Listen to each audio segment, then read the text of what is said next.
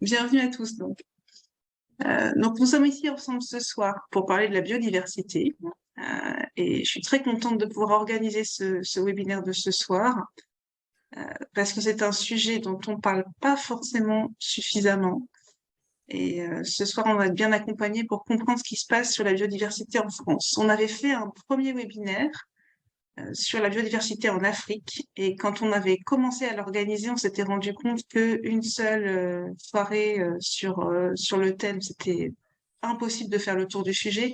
Mais déjà en deux, ça va être difficile. Que la biodiversité en Afrique, ça n'a rien à voir avec la biodiversité en France. Et donc, on a fait cette première rencontre sur la biodiversité en Afrique. Et là, ce soir, nous sommes un peu sur la suite, sur la biodiversité en France. Nous avons la chance d'avoir des intervenants qui ont tous répondu avec beaucoup de gentillesse et d'enthousiasme à l'invitation qu'on leur a faite. D'abord, Johannes Herrmann, qui est l'auteur de La vie oubliée, qui parle de la biodiversité. J'espère que j'ai pas écorché le titre du livre parce que je suis en train de le C'est dire, ça. mais c'est ça, voilà. Et qui a aussi voilà, qui connaît bien le sujet parce que pour travailler à la LPO, la Ligue de protection des oiseaux, donc sur la protection de la biodiversité, et qui a aussi écrit Comprendre Laudato Si plus récemment, et un certain nombre d'articles et de tribunes, moi que j'ai toujours trouvé extrêmement intéressantes. Donc merci beaucoup d'être là. Merci. Nous avons aussi Brice Lemaire qui, lui, travaille avec des agriculteurs sur le terrain sur la restauration de la biodiversité. C'est des questions qu'on s'était posées dans notre premier webinaire sur est-ce qu'il faut choisir entre l'agriculture et la préservation de la biodiversité.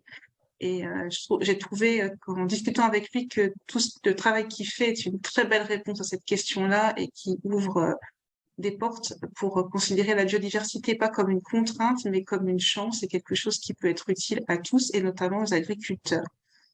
Nous avons aussi avec nous frère Mathieu Boulanger, qui est spiritain à Alex, dans la Drôme, et qui fait à la fois des actions autour de Laudato Si pour sa communauté, de manière générale, enfin sa congrégation religieuse, et dans sa communauté d'Alex. Donc je sais que certains d'entre vous qui sont là sont déjà allés à Alex et ont déjà pu bénéficier de ce lieu qui est très beau, très ressourçant et qui a une grande cohérence dans les actions. C'est ça qui est intéressant aussi de voir comment une congrégation religieuse une communauté religieuse peut participer à la protection de la biodiversité. Et enfin, nous avons Caroline, qui est anglophone.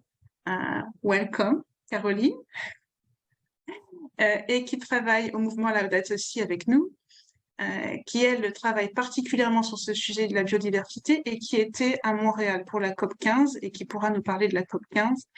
Et nous avons également Steven, qui est avec nous, qui est, lui, francophone et qui parle très bien anglais, et qui pourra faire la traduction de l'intervention de Caroline. Voilà, le programme pour ce soir. Donc, chacun de nos intervenants prendra la parole. Et puis, on aura un petit temps à la fin pour proposer un peu des pistes d'action et expliquer avec le mouvement Laudato Si qu'est-ce qu'on peut faire par rapport à la crise écologique et sociale en général, parce que on sait bien depuis l'encyclique et même avant que tout est lié et qu'il faut aborder les choses de manière globale. Voilà, et bien je vais passer la parole au frère Mathieu pour commencer par la prière, pour bien conduire ce temps tous ensemble.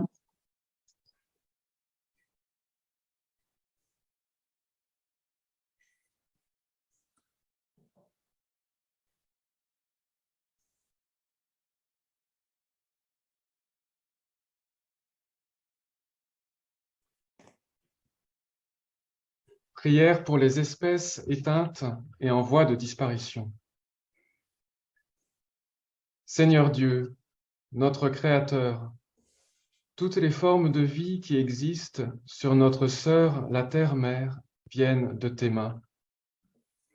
Tu nous as créés dans la diversité des genres et des espèces, donnant à chacune de tes créatures une marque unique et singulière. Nous te louons, ô Père, avec toutes tes créatures. Nous te louons, Seigneur, pour la biodiversité. Nous contemplons ton action qui transforme et recrée tout, dans la diversité des espèces qui, tout au long de l'histoire, sont apparues ou se sont éteintes naturellement, comme un résultat normal de l'évolution. Chaque espèce contribue, à sa manière, à offrir à l'humanité, gratuitement, les services écosystémiques qui embellissent, apportent dignité à la vie humaine et la remplissent de couleurs et de sens. Cependant, nous constatons aujourd'hui que la diversité de la vie dans notre maison commune est menacée et que l'action humaine à travers l'histoire a considérablement accéléré le rythme d'extinction des espèces jusqu'à 1000 fois supérieur au rythme naturel. Inspirés par le pape François, nous voulons réaffirmer: nous n'en avons pas le droit.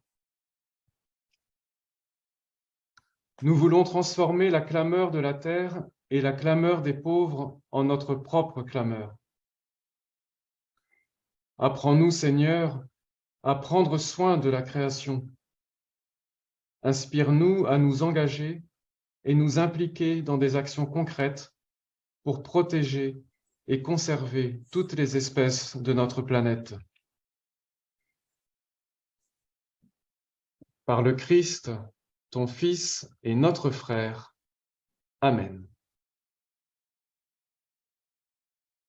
Alors, donc un petit point sur les données de la crise d'extinction en France métropolitaine. Je ne m'aventurerai pas dans l'outre-mer où on retrouverait évidemment des questions tout à fait similaires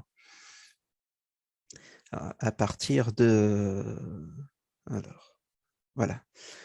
Donc, les données de la science, on va zoomer, on va commencer au niveau mondial. Vous connaissez probablement ce chiffre. La perte de vertébrés sauvages à la surface du globe entre 1970 et 2014 était estimée à 60% en individus. Ce sont bien des chiffres en individus, pas en nombre d'espèces disparues. Il faut bien comprendre qu'une espèce peut mettre très longtemps à disparaître. Même quand l'essentiel de ces individus ont disparu, on peut se retrouver avec pendant de longues années une traîne de derniers spécimens qui restent dans un coin, de sorte que ces déclins massifs en individus sont finalement plus parlants que le chiffre binaire sur le nombre d'espèces disparues ou non disparues. Donc ce chiffre de 60%, on estimait qu'il atteindrait 67% en 2020 et finalement ça a été moins 70%. C'est un point qu'on retrouvera assez régulièrement, c'est-à-dire qu'en matière de perte de biodiversité, constamment, comme d'ailleurs en matière de climat, les pires prévisions ne cessent de se confirmer et à chaque fois que les chiffres sont affinés par des études de plus en plus précises, c'est le pire de la fourchette qui se confirme.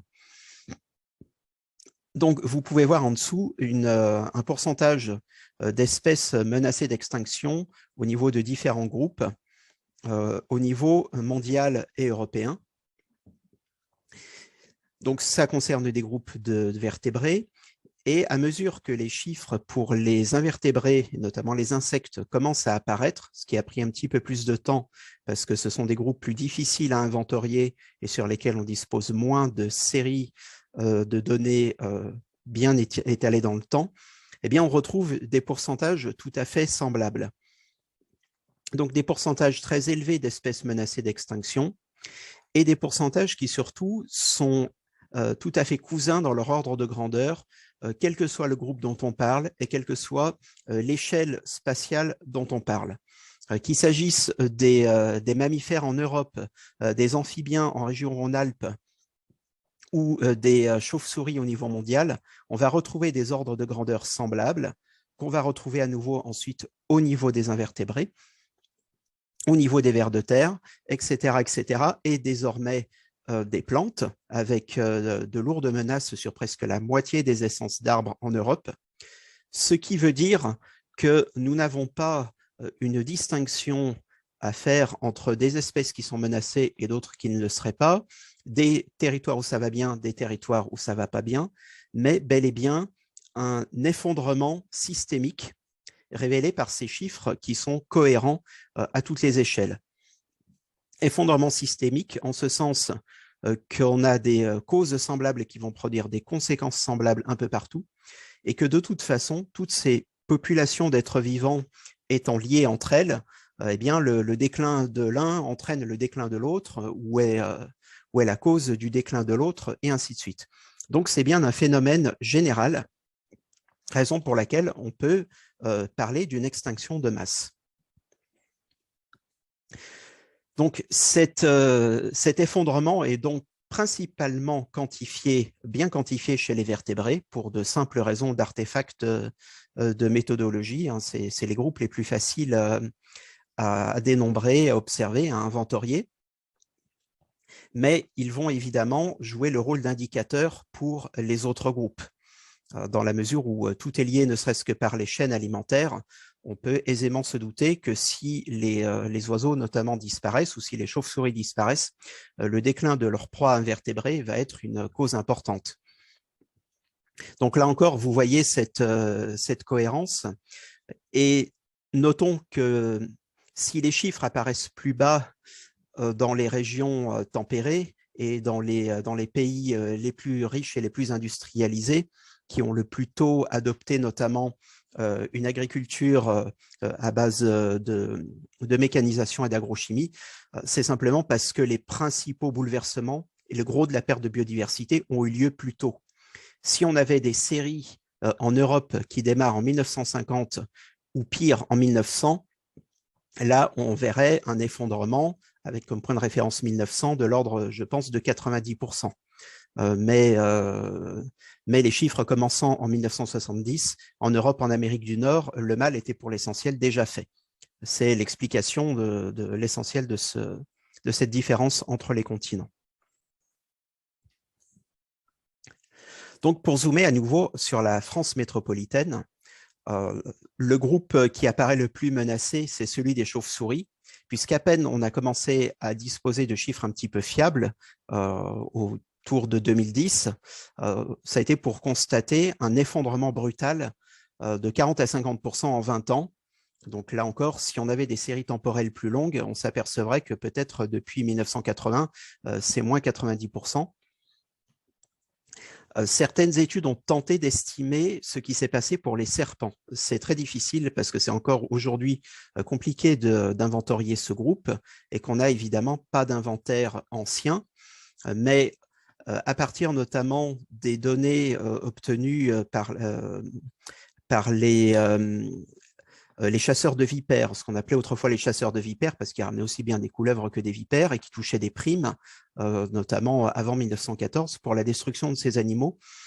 Des chercheurs ont estimé des abondances dans certains secteurs géographiques et ça nous donne une probable disparition de 100 à 1000 fois moins de serpents. Donc 100 à 1000 fois moins de serpents dans les campagnes françaises qu'il y a 100 ans. Comment on gère pour les questions-réponses? Est-ce qu'on les prend toutes à la fin ou à mesure? Parce que là, j'ai une main levée. Voilà. Okay. Oui, je pensais les prendre tout à la fin, en fait, et les personnes peuvent les poser dans questions-réponses, la partie Q et R. Je sais qu'il y en a qui n'ont pas trouvé, c'est pour ça que je le redis. Et par contre, je pose juste la question si on aura accès, si on pourra envoyer les planches. Je pourrais envoyer le PDF, moi, il n'y aura pas de problème. Très bien, merci beaucoup. Ok, donc je reprends 100 à 1000 fois moins de serpents. Plus d'un tiers des oiseaux qui nichent en France métropolitaine sont classés menacés à des degrés divers. Donc classés menacés, ça veut dire à partir du niveau vulnérable dans la liste rouge, c'est-à-dire déjà une menace très concrète à l'échéance de 20 ou 30 ans. Si on inclut la catégorie notamment quasi menacée, on est largement au-delà de la moitié. Presque toutes les espèces d'amphibiens sont menacées au niveau national. Et on a également un effondrement catastrophique des insectes pollinisateurs. Et là, j'insiste, étant donné notamment l'actualité sur les néonicotinoïdes et la façon dont elle est présentée, les pollinisateurs, ce n'est pas que l'abeille domestique. L'abeille domestique ne fait qu'une petite partie du travail de pollinisation et toutes sortes d'autres insectes bourdons, papillons, certains diptères aussi, hein, des mouches, des cirfes, jouent un rôle irremplaçable dans la pollinisation parce que les différentes plantes ne sont pas toutes conformées pareilles et les pièces buccales de l'abeille domestique ne lui donnent accès qu'à certaines plantes. Donc, en aucun cas, on ne pourrait imaginer une pollinisation assurée par la seule abeille domestique. Et donc, cette question du déclin des insectes pollinisateurs est bien plus globale et inclut tous ces groupes d'espèces sauvages que généralement on oublie.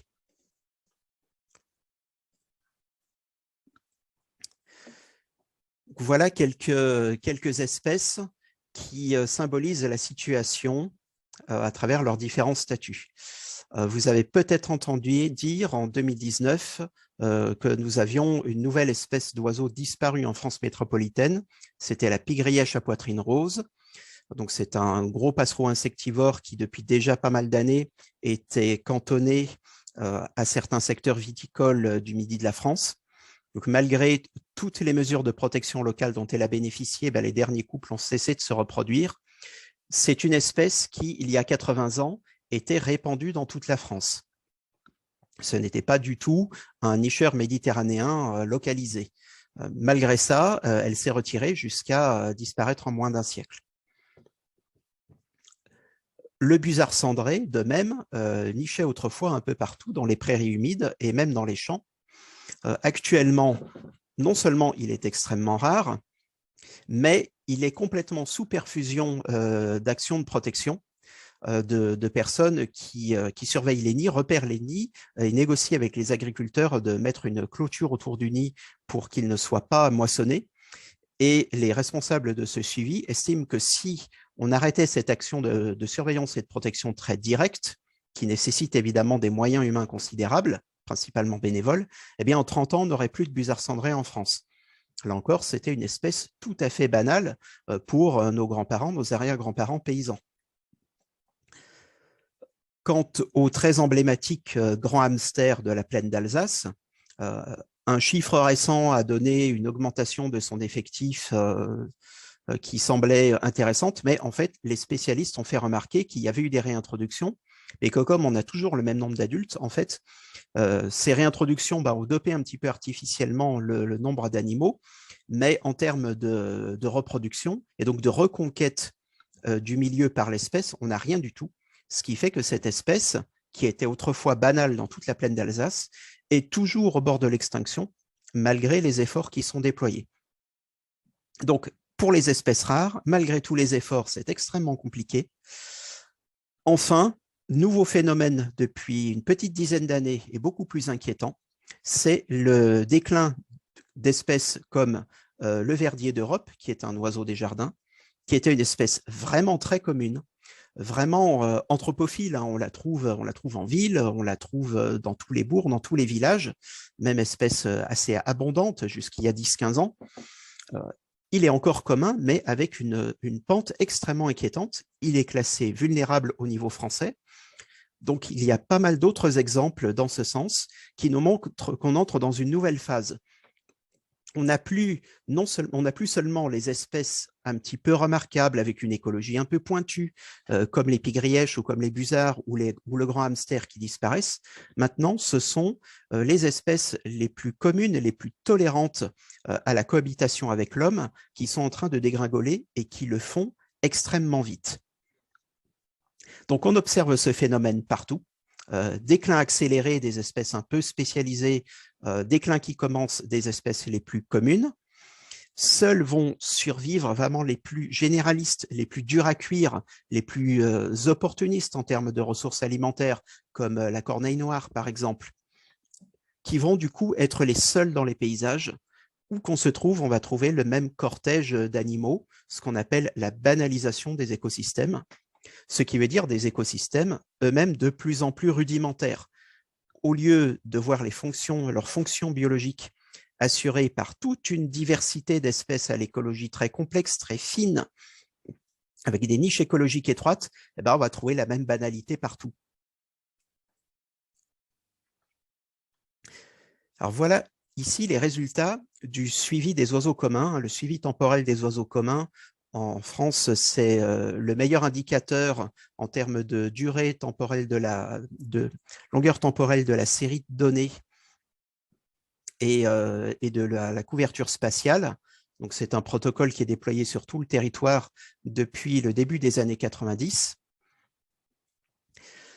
D'abord, son bilan général, c'est qu'au total, vous voyez, moins 14%, les oiseaux dans leur ensemble reculent, toute espèce confondue. C'est-à-dire qu'on n'a pas un phénomène de remplacement. On n'a pas du tout, comme certains le prétendent, d'apparition de nouvelles espèces qui en remplacent d'autres. Gna gna gna, c'est l'évolution. Pas du tout. On a un recul général. On a eu jusqu'au milieu des années 2000 une progression des espèces généralistes, donc ce phénomène de banalisation, tandis que les autres reculaient. Maintenant, elles se mettent à toutes dégringoler. Vous voyez que ce sont les oiseaux des champs, des milieux agricoles qui disparaissent le plus vite. Et cette disparition s'accélère à nouveau depuis 2010, avec l'arrivée notamment de nouveaux pesticides. Alors qu'on avait eu une forme de petite stabilisation autour des années 2005-2008. On se disait, on tient quelque chose, on va peut-être arriver à un équilibre. Ah ben non, ça s'effondre à nouveau. En ville, oiseaux du bâti, vous voyez que ça ne se passe pas très bien non plus, malgré ce qu'on entend quelquefois dire que la ville est plus accueillante que la campagne pour les oiseaux. Non, c'est plutôt la campagne qui est résolument hostile. Enfin, alors que la surface boisée en France ne cesse de progresser, les oiseaux forestiers sont eux aussi entrés dans une phase de déclin. Et on parle bien ici d'oiseaux forestiers banals, hein, pas d'espèces à l'écologie très très fine et pointue, comme le pouillot siffleur et le pic cendré. Non, là c'est vraiment les oiseaux des bois les plus ordinaires, comme le grimpero des jardins, comme le rouge-gorge, qui se mettent à reculer. Donc voilà quelques pourcentages. Hein, l'hirondelle rustique, tout le monde sait que les hirondelles se cassent la gueule, moins 40%. Plus inattendu, le piquet-pêchette, qui était considéré comme commun jusqu'en 2008, eh ben, vu ses effectifs brutalement divisés par 2. Le verdier, j'en ai parlé tout à l'heure, même chose, divisé par 2. Et les moineaux sont aussi en pleine régression. Donc là encore, des oiseaux communs, des oiseaux qui s'accommodaient bien des paysages modelés par l'homme jusqu'au début du XXIe siècle, ça y est, eux non plus ne peuvent plus tenir. Même pour eux, les milieux que nous créons sont totalement hostiles. D'autre part, nous assistons pour certaines espèces à des décrochages brutaux. Au lieu de régression progressive, lente, de courbes lentement orientées à la baisse, on commence à observer des chutes brutales avec des espèces qui perdent d'un coup 2 ou 3 catégories de rareté sur la liste rouge, alors qu'on ne sait pas pourquoi ce décrochage se produit maintenant plutôt qu'il y a 5 ans ou dans 5 ans. Donc tout ça indique que nous sommes dans une ère d'effondrement et de chaos avec des écosystèmes qui ne tiennent plus, des populations qui d'un coup franchissent leur seuil de viabilité, ce qui veut dire qu'un peu tout peut arriver à nos écosystèmes malheureusement et qui peuvent dégringoler d'un coup. Donc, la conclusion sans équivoque, c'est que nous sommes en crise d'extinction extrêmement rapide, plus rapide que les crises d'extinction géologiques, et que ça n'a plus aucun sens de dire tant de pourcents d'espèces sont menacées, sous-entendu les autres ne le sont pas. Tout est menacé en vertu des liens qui unissent ces espèces entre elles. Par ricochet, de proche en proche, elles vont toutes l'être. Et la résilience des espèces, même des espèces communes, commence à s'effondrer. Une espèce, les écosystèmes, c'est quelque chose de robuste. Les populations vont se maintenir vaille que vaille tant qu'on ne franchit pas un certain seuil. Et puis à un moment donné, par exemple, les oiseaux, au moment de se reproduire, n'arrivent plus à trouver de partenaire parce que le partenaire le plus proche est beaucoup trop loin. À ce moment-là, il n'y aura pas de reproduction. On va donc avoir, quand ce seuil sera franchi, un effondrement rapide. On commence à en arriver là. Donc là, tous nos écosystèmes vont voir leurs membres disparaître, s'évaporer par grands pans brutaux et finalement cesser de fonctionner parce qu'il n'y aura plus personne pour assurer les fonctions des services écosystémiques. Et donc, de proche en proche, à court terme, c'est la capacité du globe à porter de la vie complexe qui va être en jeu puisque les grandes chaînes trophiques vont cesser de fonctionner. Alors, comme je n'ai pas vu à quelle heure précis j'ai démarré, je ne sais pas combien de temps il me reste. Alors, c'est vrai que j'ai prise par l'action, j'ai pas, j'ai pas regardé non D'accord. plus, mais encore 2-3 minutes, et puis après, on Ok, prendra les alors questions, hein. d'accord, alors je vais faire assez rapidement. Donc la cause principale, c'est la destruction des milieux, la transformation des paysages en des paysages nouveaux, tout à fait hostiles à la biodiversité. Vous avez ici un petit exemple avec ces photos aériennes, notamment par l'introduction d'une agriculture intensive mécanisée avec énormément d'intrants chimiques et qui va beaucoup trop loin dans l'élimination de tout ce qui vit à part la culture. Tout ce qui vit au sens vie du sol, au sens pollinisateur, insectes auxiliaires, mais aussi éléments paysagers, arbres, haies, ruisseaux, etc. La sylviculture intensive, hein, la forêt avec des plantations résineuses, par exemple, fonctionne selon le même paradigme et produit les mêmes conséquences. Donc ça, c'est vraiment la cause numéro un, avec comme autre cause l'empoisonnement direct par l'usage massif de ces pesticides peu sélectifs, l'urbanisation et ses conséquences en termes de rupture des connexions écologiques. Hein, une autoroute, c'est compliqué à franchir pour des oiseaux et des insectes. Les pollutions, la chasse et le braconnage, les espèces exotiques envahissantes. Dans certains cas, il faut bien étudier une espèce avant de la déclarer envahissante. Et désormais, le changement climatique arrive par là-dessus et va provoquer des ravages parce qu'il va toucher des communautés vivantes qui sont déjà extrêmement affaiblies. Mais il faut bien comprendre que la crise d'extinction n'est pas un sous-produit du changement climatique et qu'elle serait déjà là et presque dans les mêmes proportions sans celui-ci. Donc, quelques petites idées reçues, quelques petits vrais-faux pour conclure. Donc, voilà, quelquefois, on entend encore dire que des espèces qui disparaissent et d'autres qui apparaissent. Ça a toujours été comme ça, c'est l'évolution. Et après tout, ça va faire apparaître des espèces plus performantes, arrivent même à dire certains. Alors oui, certes, déjà la notion de plus performante, on peut en discuter, mais le petit problème, c'est que ça prend au moins 50 000 ans, voire 1 million d'années. Donc, ce n'est pas du tout un phénomène sur lequel on peut tabler. On a actuellement des disparitions tout court. Et ce qui apparaîtra par la suite, voilà, rendez-vous dans 1 million d'années. Autre discours classique, les animaux, quand on détruit leur milieu, ils n'ont qu'à aller ailleurs, sauf qu'il n'y a plus aucun ailleurs. Il reste environ 20% de paysages sauvages à l'échelle du globe, et dans un continent comme l'Europe, on peut dire qu'il n'y en a plus.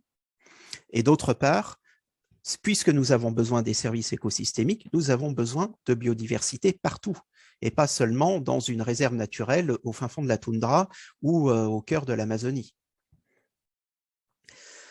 Je passe rapidement sur le « chez moi, il y a plein d'oiseaux ». Dès qu'une personne voit 50 étourneaux dans une pelouse, elle va dire « c'est faux, arrêtez de dire que les oiseaux disparaissent ». Le déclin n'est évidemment pas uniforme sur tout le territoire et ne concerne évidemment pas toutes les espèces à la fois. Donc oui, on peut voir beaucoup d'oiseaux et ça ne contredit pas les données protocolées qui montrent que globalement, ça s'inscrit dans un déclin général. D'autre part, certaines espèces, comme les étourneaux, comme les buses, comme les cigognes, ont un mode de vie qui les rend très visibles, même quand elles sont peu nombreuses. Donc on va avoir tendance à en conclure que puisqu'elles se laissent approcher, c'est qu'il y en a beaucoup, c'est qu'il y en a trop, comme disent les chasseurs. Alors que ce n'est pas du tout le cas, il n'y en a que quelques centaines ou milliers de couples. De même, ce n'est pas parce qu'une espèce est visible et une autre disparue que celle qui est visible a remplacé l'autre. Il n'y a pas nécessairement compétition. Par exemple, hier, quelqu'un m'a dit que le martinet concurrençait l'hirondelle parce qu'aujourd'hui, dans nos villes, on a des martinets et plus d'hirondelles. C'est juste que l'hirondelle ne résiste pas à la destruction de ses nids et à la disparition des insectes. Le martinet, il résiste un peu mieux, mais ils ne sont pas du tout en compétition l'un contre l'autre. Sur la question de la forêt, je n'y reviens pas, j'y suis déjà venu tout à l'heure. On a effectivement des espèces qui se portent un peu mieux qu'il y a quelques années. Certaines sont de ces espèces très adaptables, très opportunistes, comme le chevreuil, ou même le loup, ou la corneille noire, ou le faucon pèlerin. Beaucoup ont aussi bénéficié de mesures de protection, ce qui explique que ça aille un peu mieux. Ça veut dire que finalement, les écolos ne travaillent pas si mal. Par contre, vu l'état du bilan général, on peut se demander combien de temps ces espèces ont arrivé à survivre. Au bout d'un moment, si le faucon pèlerin n'a plus aucun moineau à se mettre sous la dent, il redisparaîtra à son tour. Enfin, dernier grand classique, on connaît 1 million d'espèces sur 8 millions qui peuplent la planète. Donc, en fait, après tout, on parle sur 1 million sur 8. On ne devrait rien dire. Il n'y a peut-être pas de disparition du tout. Sauf que les espèces qui restent à décrire, il s'agit principalement d'analyser des vers marins ou des champignons du sol pour les séparer en espèces supplémentaires. Hein. Ça s'est produit même pour les chauves-souris. Là où on pensait avoir 2 espèces, en fait, il y en avait 5. Mais au total, il y avait toujours le même nombre d'animaux, le même nombre de chauves-souris. En outre, ces espèces qui restent à découvrir, elles habitent la même planète et les mêmes écosystèmes, les mêmes milieux que les autres. Donc, ce qu'on connaît, c'est la pointe émergée de l'iceberg, oui, mais quand on connaît la pointe émergée de la pointe de l'iceberg, on sait le volume réel de l'iceberg, on sait ce qu'il y a en dessous, il y en a 7 fois plus. Il n'y a pas un paradis vert caché qui, mystérieusement, échapperait à la crise d'extinction. Celle-ci concerne bien la totalité du vivant. Donc, gare à ces négations de la crise d'extinction, elles sont tout à fait scientifiquement infondées. Et voilà, je vais terminer avec ça. Merci beaucoup. Alors, il y a eu pas mal de questions. J'essaie de les noter au fur et à mesure. On va pas avoir le temps de toutes les prendre, mais peut-être très rapidement. Quelqu'un qui demandait quelle était la cause la plus importante du déclin entre la bétonisation, les insecticides, les herbicides. Ça a été un petit peu abordé peut-être. Alors, c'est difficile de les hiérarchiser précisément. Ce sont 2 causes très importantes. L'urbanisation concerne des surfaces de plus en plus importantes, mais néanmoins globalement limitées, alors que les pesticides influent sur toutes les chaînes alimentaires. Donc, j'aurais tendance à dire que les pesticides viennent avant et l'urbanisation ensuite.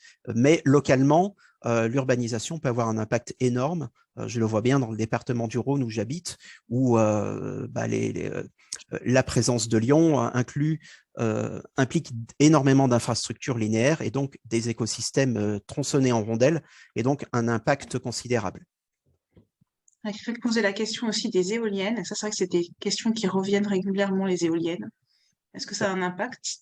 Alors, si elles sont mal implantées, et ça arrive encore, s'il n'y a pas eu d'études sérieuses, ça peut avoir un impact. Donc, si on en mettait en grande quantité, on en mettrait forcément dans des endroits où c'est problématique et ça aura un impact. Maintenant, c'est absolument pas une cause décisive.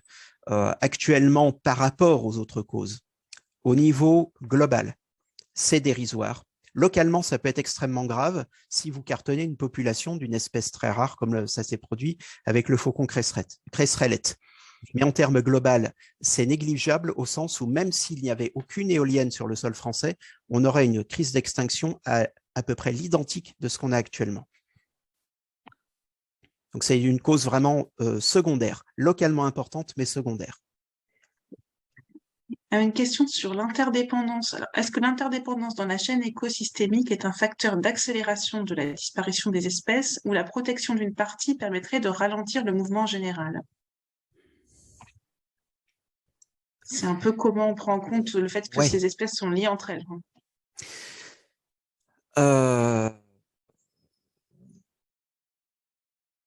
C'est-à-dire que j'ai du mal à visualiser ce qu'on entend par la protection d'une partie. Je pense qu'il y a une question qui est un petit peu liée, donc j'ai lié les deux. C'est est-ce que des actions qui sont menées au niveau des territoires localement peuvent inverser la tendance? Est-ce que des actions menées au niveau de territoires localement peuvent inverser la tendance? Alors, inverser, non. C'est ce qu'on essaye de faire, c'est ce que les associations essayent de faire depuis des années. Localement, on a des bons résultats à l'échelle de sites Natura 2000, de réserves naturelles et tout, ce qui veut dire que techniquement, on sait quoi faire et ça répondra aussi à la première question. Il faut assurer aux espèces et aux communautés vivantes le gîte et le couvert, le site de reproduction et les ressources alimentaires. Donc, si on travaillait notamment à favoriser raisonnablement les ressources en insectes et les sites de reproduction des différentes espèces à l'étage supérieur de la chaîne alimentaire, on arriverait à ralentir ce mouvement général parce que vraisemblablement, l'effondrement des insectes est le phénomène majeur qui entraîne un peu tout. Donc c'est là-dessus qu'il faut travailler et techniquement, on sait comment faire. Par contre, on n'arrive pas à le déployer pour des raisons notamment politiques à des échelles spatiales suffisantes. Donc, tout ce qu'on fait localement est bienvenu, mais il faut que ça soit suffisamment raccordé, que ça ne soit pas juste des tout petits sites déconnectés entre eux et coupés les uns des autres pour que ça marche. Et on va prendre une dernière question qui me paraît intéressante aussi, qui est assez différente. Qu'est-ce que vous diriez des voix qui s'élèvent contre nous écologistes, nous trouvant ou nous taxant d'alarmistes, alors que l'humanité ne court pas autant de risques? C'est un peu comment est-ce qu'on réagit par rapport à des personnes qui nous disent que ce n'est pas si grave. Pour revenir aux idées reçues dont vous parliez. Je leur demanderai simplement d'aller consulter longuement l'article Wikipédia sur les services écosystémiques, parce que maintenant il est très bien fait, il est très complet avec beaucoup de sources, et ils comprendront ce qu'on veut dire quand on dit que sans une biodiversité en raisonnablement bon état, il n'y a pas d'économie humaine prospère à la surface du globe. C'est pas possible. La vie sauvage intervient partout, dans nos sols, dans nos cours d'eau, dans nos forêts, pour contribuer au fonctionnement de notre économie, pour permettre nos productions. On s'est payé le luxe de l'oublier pendant pas mal de millénaires. Maintenant qu'on commence à tout détruire, on s'en rend compte. Sans cette vie sauvage, nos forêts ne péricliteront, nos champs ne donneront rien, les cycles de la matière ne fonctionneront plus. Et donc, la prospérité de l'humanité s'effondrera. Et là, c'est même la FAO qui multiplie, par exemple, les tweets et les publications sur le risque mortel que fait courir l'effondrement des insectes. Donc, l'humanité court un très grave risque à cause de ce rôle du vivant sauvage pour assister, pour soutenir nos agrosystèmes, toutes nos productions basées sur le vivant. Merci beaucoup. Dans les questions, je vois qu'il y en a une, quelqu'un qui fait remarquer que c'est très difficile de faire face à ces nouvelles qui ne sont pas des bonnes nouvelles. On va utiliser un euphémisme. Et qu'est-ce qu'on peut faire à notre échelle? Et je pense que c'est une transition idéale pour passer la parole à Brice, qui lui justement travaille sur des actions concrètes. Pour voir que si, il y a des choses qui sont possibles et on n'est pas obligé de rester à observer cette biodiversité qui disparaît sans agir. Bonjour à tous, du coup Brice Lemaire, voilà, donc j'espère que vous allez bien, que vous soyez... Peut-être que je redis un mot pour te présenter peut-être. Ouais. Comme pour ceux il y en a qui nous ont rejoints en cours de route. Voilà, donc Brice, il travaille à la restauration de la biodiversité dans des systèmes agricoles, donc en lien avec des agriculteurs, en lien très étroit avec des agriculteurs. Et c'est ça qui est intéressant, c'est d'avoir ce retour sur les actions qu'il peut connaître et mettre en œuvre dans ce contexte donc du monde agricole. Et il est membre de l'Observatoire des réalités écologiques, et j'aurais dû commencer par là, du diocèse de Valence. C'est aussi mon cas et c'est aussi le cas du Mathieu, l'Observatoire des réalités diocésain des réalités écologiques étant un lieu de réflexion et de conseil auprès de l'évêque de Valence. Ce qui veut dire qu'il est aussi très concerné par ces questions sur comment est-ce que les chrétiens sont appelés à agir et à réfléchir autour de l'écologie. Voilà, je te laisse la parole et merci encore d'avoir accepté de participer. Merci beaucoup.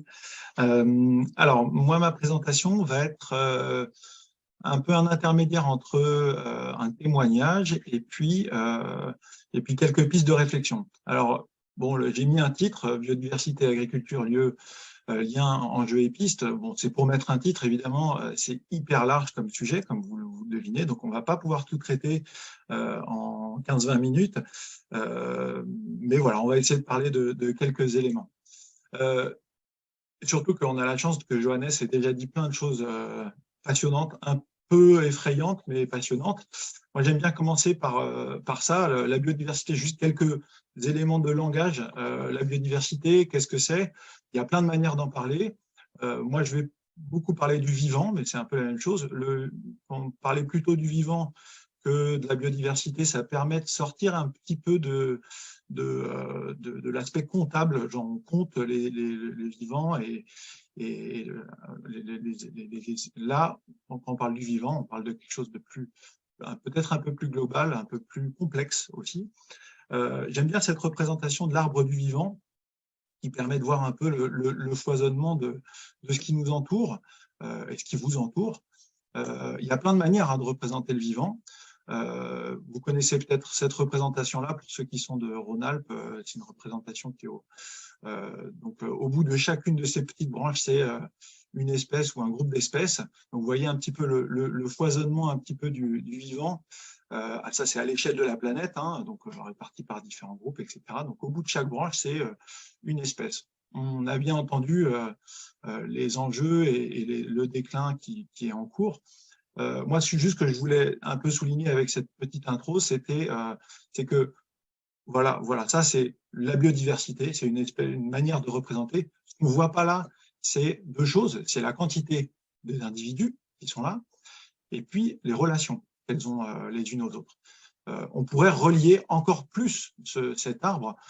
Toutes ces branches, eh ben, elles sont reliées les unes aux autres parce qu'elles sont complètement, on a parlé d'interconnexion tout à l'heure, elles sont toutes liées, on a dit tout est lié, voilà, donc ça se connaît, mais c'est très important de aussi sortir de l'aspect comptable de la biodiversité et en déclin. C'est aussi du coup tout le tissu du vivant qui tout est lié toutes les espèces sont liées entre elles et ce tissu-là est aussi du coup impacté et ce tissu-là il s'est construit aussi. Les espèces se sont construites au fur et à mesure des millions d'années, mais aussi ce tissu d'interaction s'est construit là et donc tout ce qu'on détruit, c'est beaucoup plus difficile à reconstruire. Voilà. Donc, moi, je trouve que cette représentation de la biodiversité, déjà, elle nous parle déjà de ce qui se passe autour de nous. Alors, on sait beaucoup de choses. Moi, j'aime bien aussi dire, alors, l'idée, c'est pas de dire on n'en sait rien, évidemment, le paradis vert, comme tu disais, Johannes, c'est plutôt pour se dire, il y a aussi des choses qu'on ne connaît pas et dont acte. On ne pourra pas tout connaître.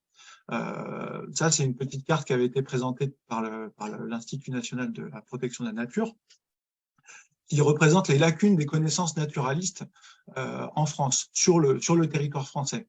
Ce qu'on voit, c'est qu'en gros, en vert, c'est les endroits où on connaît beaucoup de choses et très bien, et puis plus c'est brun foncé, moins on connaît bien le territoire. Alors, ça a changé depuis 2020, mais voilà. Donc, ça veut dire qu'il y a encore plein de choses à découvrir. Pourtant, on a bien constaté que la destruction, elle est largement entamée et que ça va très vite. Donc, voilà, il y a ce que le propos, c'est dire, bon, la biodiversité, ok, on accepte que ça nous dépasse, qu'il y a quelque chose qu'on n'arrivera pas à connaître. Pourtant, comme on l'a dit tout à l'heure, le déclin est enclenché et le déclin, il est totalement lié à la diversité. Vous connaissez ces deux graphiques peut-être.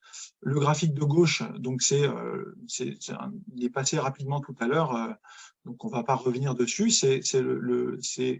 Les espèces d'oiseaux ont été identifiées par milieu principal et donc on a regardé comment est-ce qu'elles ont évolué dans leur milieu principal d'évolution depuis 1990.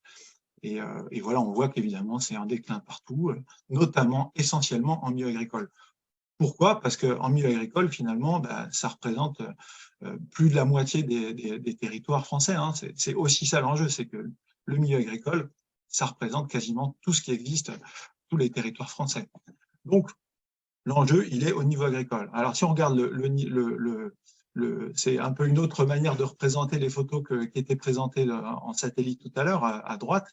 On a voilà un milieu d'il y a quelques décennies, on va dire peut-être 100 ans, mettons, un milieu diversifié, ça provoque à peu près la présence de toutes ces espèces dans le petit triangle à droite. Plus on simplifie le milieu, moins il y aura d'espèces. Donc voilà, vous voyez que si on descend, ça va provoquer ça. Qu'est-ce qu'on retient? On peut retenir deux choses, enfin, il y a plein d'autres choses sûrement à retenir, mais c'est que, un milieu agricole peut être très riche.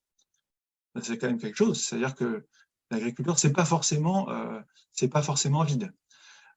Deux, c'est que moins il y a de diversité, c'est-à-dire que moins on a de diversité de paysages, moins on a de diversité d'espèces. Donc, il y a quelque chose qui se joue là-dessus, c'est-à-dire plus on va provoquer cette biodiversité, plus elle va pouvoir revenir. Maintenant, je vais passer un peu sur la partie témoignage. Alors, bon, micro-conclusion de ça, et puis on reviendra là-dessus.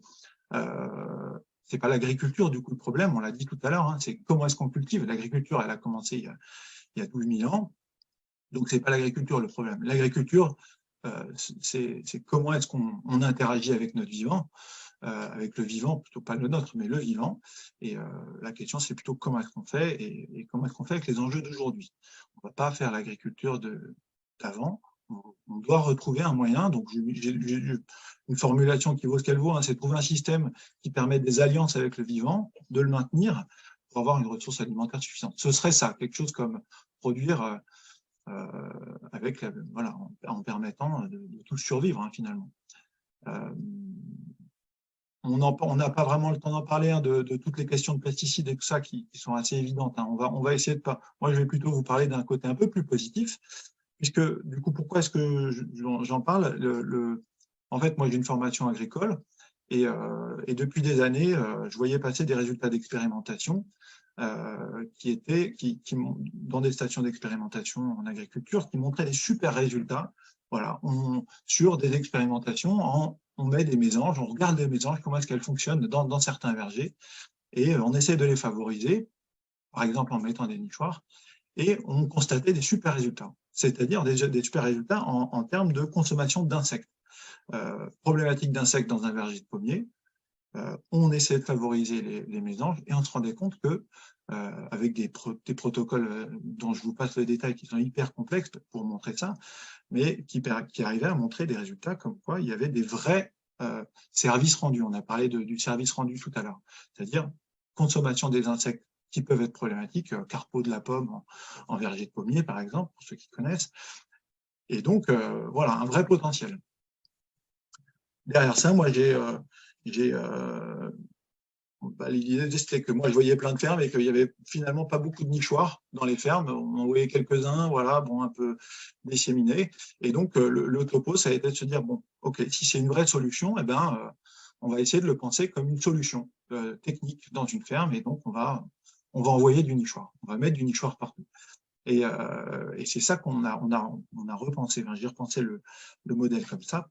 Comment est-ce qu'on peut déployer du nichoir dans des parcelles agricoles, pas dans les forêts, pas dans les réserves naturelles, non, dans des parcelles, tout ce qui est plus classique agricole. Et en fait, ça a super bien marché. C'est-à-dire que non seulement les producteurs ont super bien répondu, c'est-à-dire qu'ils étaient super partants, mais en plus, ce qu'on a fait dès le départ, c'est qu'on a évidemment géolocalisé tous les nichoirs avec une application et tout ça. Et puis, on est repassé pour voir si ça occupait. Et en fait, dès les premières années, quasiment dès la première année, des espèces qui n'étaient pas présentes dans ces vergers-là, ou qui étaient présentes partiellement, puisqu'elles avaient que le couvert, on a parlé du gîte et du couvert tout à l'heure. Voilà, un verger, il propose à manger, mais il ne propose pas forcément le gîte. Ce qu'on a fait, c'est qu'on a rajouté des cavités. Ces cavités-là, elles ont permis aux espèces de venir nicher, on n'a rien fait de plus que ça, et du coup de se nourrir sur place, et du coup de donner un coup de main au verger. Et en fait, on a eu des super beaux résultats d'occupation en très peu de temps.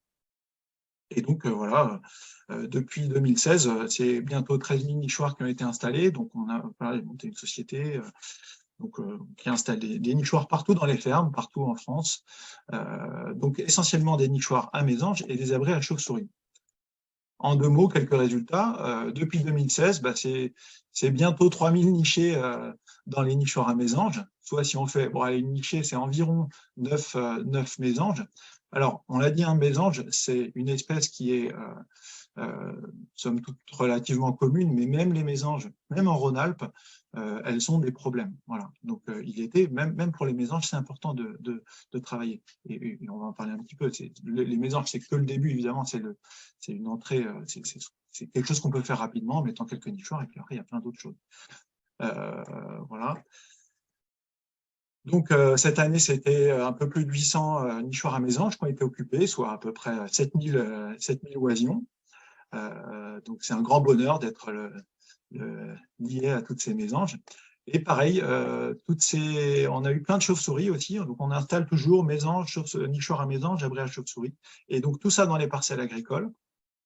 Et depuis 2016, c'est 4000 chauves-souris qu'on a identifiées exclusivement dans des parcelles agricoles. Cette année, c'était un peu plus de 800 individus constatés dans des parcelles agricoles. Alors, des parcelles agricoles, je le dis tout de suite, c'est des parcelles qui sont en bio, en conventionnel, petite, grande taille, qui sont en vigne, beaucoup en vigne et beaucoup en arboriculture. Voilà, donc un peu tous les types. Et donc, voilà, pour moi, c'est important de partager ça parce que on voit qu'en très peu de temps, on peut faire une action dans des milieux qui sont relativement… voilà, on n'est pas au Costa Rica, quoi, on n'est pas dans des endroits incroyables de biodiversité. Et ben, des petites actions peuvent rapidement répondre. Voilà, donc quelques photos de nichoirs et de nichoirs occupés, etc. Une autre expérience que je vous peux partager qui est évidemment liée, c'est l'expérience qu'on a menée avec deux collègues, donc Sébastien Blach et puis Baptiste Morisot. C'est une association qu'on a créée qui s'appelle Réensauvager la ferme, qui est vraiment très liée évidemment à ce que je fais. C'est sur la ferme de Sébastien, qui est une ferme en polyculture élevage. Il était parti d'une ferme en grande culture, très classique, et du coup il a vraiment fait évoluer grandement le système de culture il y a une quinzaine d'années quand il a repris. Et voilà, ce qu'il s'est rendu compte, c'est que en changeant le système de culture, en replantant des haies, je vous apprends rien, tout ça, en mettant des haies, en travaillant un peu sur les bandes enherbées, et ben le nombre d'espèces par exemple pour le nombre d'oiseaux nicheurs, on était passé de 20 oiseaux nicheurs en moyenne sur les 20 hectares à 55 en 5 ans. C'était en 5-7 ans. Donc c'était incroyable. Et donc, avec ces quelques actions qu'il avait mis en place sur sa ferme, c'était déjà assez fou. Ce qu'on a fait, c'est, avec le temps, on travaillait pas mal ensemble, on s'est dit, bon, ok, qu'est-ce qu'on peut faire de plus? Maintenant qu'on a fait un peu les grands trucs, qu'est-ce qu'on peut faire de plus? Comment est-ce qu'on peut pousser encore plus le curseur sur une ferme pour qu'il y ait encore plus de biodiversité? L'échelle d'une ferme, c'est une échelle où on peut faire beaucoup de choses dans une ferme. On a la main finalement sur des choses qu'on peut faire. Et donc on est parti en se disant bon, on a fait 20 mares en plus, donc une mare à l'hectare. On a fait donc c'est rien de plus que créer un trou, mettre de l'eau, étanchéifier, mettre quelques plantes et puis en fait on voit dans les 6 mois des dizaines et des dizaines d'espèces qui peuvent revenir. On a fait toutes sortes d'installations sur la ferme et on a vu que ça revenait assez vite. En parallèle de ça, on s'est dit bon, il faut quand même qu'on fasse un peu de suivi, en plus de suivi classique qu'on avait déjà fait, voilà, oiseaux, papillons, etc. On s'est dit on va faire un vrai inventaire de, justement, si on pense à l'arbre du vivant là qu'on voyait tout à l'heure, ben en fait sur une ferme il y a combien d'espèces? Une ferme en France tout à fait classique, quoi, même si elle est très biodiversité, elle est en bio, tout ça, il y a de l'élevage. Bon, mais sur cette ferme, il y a combien d'espèces? On a fait venir des spécialistes de partout, sur plein de taxons, donc plein d'espèces. Et donc voilà, vraiment le spécialiste des araignées, le spécialiste des lépidoptères nocturnes, des microlépidoptères nocturnes, voilà, etc., je vous en passe. Et ça a été génial. En 6 mois déjà, on a déjà inventorié sur ces 20 hectares 1500 espèces. Donc, on est sur un système agricole qui fait 20 hectares dans une plaine relativement classique. Bon, c'est la Drôme, c'est magnifique, mais on est quand même que sur 20 hectares. Et sur ces 20 hectares, sous nos pieds, autour de nous, on a déjà 1500 espèces. Et on n'est que sur 6 mois d'inventaire. 6 mois d'inventaire, il nous en reste encore au moins 1 an et on le renouvellera dans 2-3 ans, sur cet inventaire. Donc, on est à peu près sûr qu'on arrivera… On n'en sait rien, hein, on espère qu'on aura le temps de faire cet inventaire et tout ça, mais peut-être qu'on arrivera à 3000 espèces. Et voilà. Donc, bon, moi, j'ai un peu ce témoignage à faire qui est de dire l'agriculture, elle a une force de destruction qui est incroyable. L'homme, on a cette force de destruction, mais on a aussi cette capacité à interagir avec notre milieu qui peut faire que on peut provoquer des formes de résilience. Alors, quand on dit résilience, c'est un peu le gros mot, hein, qui est utilisé un peu à toutes les sauces. J'ai mis quelques éléments là-dessus. En gros, pour avoir de la résilience dans un écosystème, il faut qu'il y ait de la diversité. Donc ça a été prouvé par plein de thèses différentes, à plein d'échelles différentes. La résilience, c'est vraiment ce qui nous permet qui permet à un système de se tenir, c'est-à-dire de tenir les chocs et de faire en sorte que, bon, on prend un choc, bon, on arrive à se remettre, il y a une grosse tempête, bon, ben, l'espèce, elle arrive à se maintenir, etc. La résilience, ça dépend de la diversité. Plus on a de diversité, plus on a de résilience. Cette diversité, elle doit être fonctionnelle à l'échelle des espèces et pas de l'individu. Donc, on a vraiment cette approche de se dire, ben, voilà, comment est-ce qu'on se place au niveau des espèces. C'est comme disait Johannes tout à l'heure, c'est pas tout d'avoir un individu, voilà, mais même si il reste un individu pendant 20 ans de cette espèce, ben, c'est trop tard, c'était un peu fini, quoi. Là, ce qui est intéressant, c'est d'avoir non seulement un individu, mais 10, mais 20, qui permettent à la population de se tenir. Si à la fin, il reste un être humain, ce sera très bien, mais voilà, ce sera un peu dommage quand même. Donc, l'idée, c'est quand même d'avoir des espèces et surtout les dynamiques, tous les liens qui peuvent se créer entre ces espèces, donc entre nous, dans notre espèce, et puis entre toutes les espèces qui nous entourent. Donc, on cherche à ce que les mécaniques du vivant, bon, j'utilise un peu des termes de Baptiste Morisot, hein, pour ceux qui connaissent, c'est un peu ces termes-là. Voilà, on cherche à ce que les mécaniques du vivant puissent s'exprimer. C'est ça qu'on peut chercher à faire. Cette diversité fonctionnelle, elle devrait être aussi recherchée dans l'organisation de la ferme, en cherchant à lier les choses. C'est important de lier les choses dans ce qui nous entoure, parce que voilà, tout ce qu'on a dit en introduction sur la destruction et tout ça, c'est très lié à notre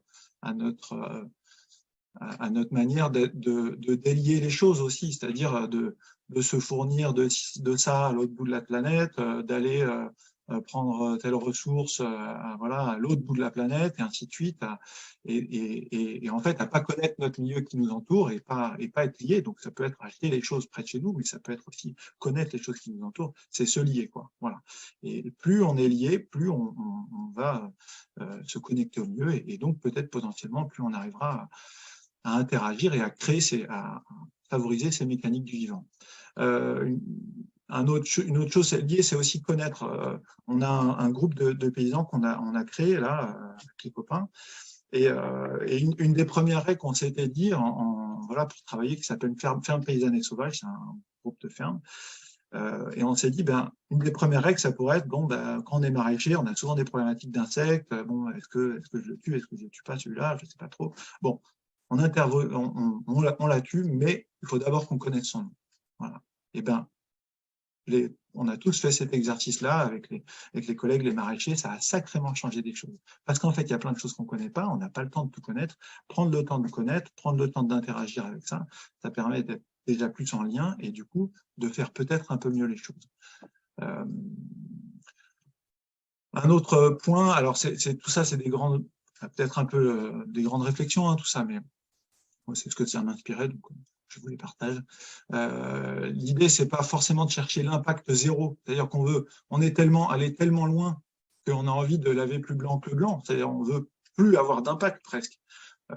Sauf qu'on fait partie de ce système des espèces. Et faire de l'agriculture, ça va avoir un impact. Sortir la charrue, marcher dehors, on tue, on écrase, voilà. Donc l'enjeu, c'est pas forcément de tuer ou pas tuer, de détruire ou pas détruire, c'est plutôt de savoir comment faire pour que nos impacts ne détruisent pas cette dynamique du vivant, ne détruisent pas le maillage. Et l'enjeu, il est là. Il n'est pas, voilà, est-ce que le labour, c'est bien parce que quand même je tue ou pas? Est-ce que voilà, est-ce qu'il faut tailler parce que tailler, ça peut tuer, je sais pas. Voilà, est-ce qu'il faut.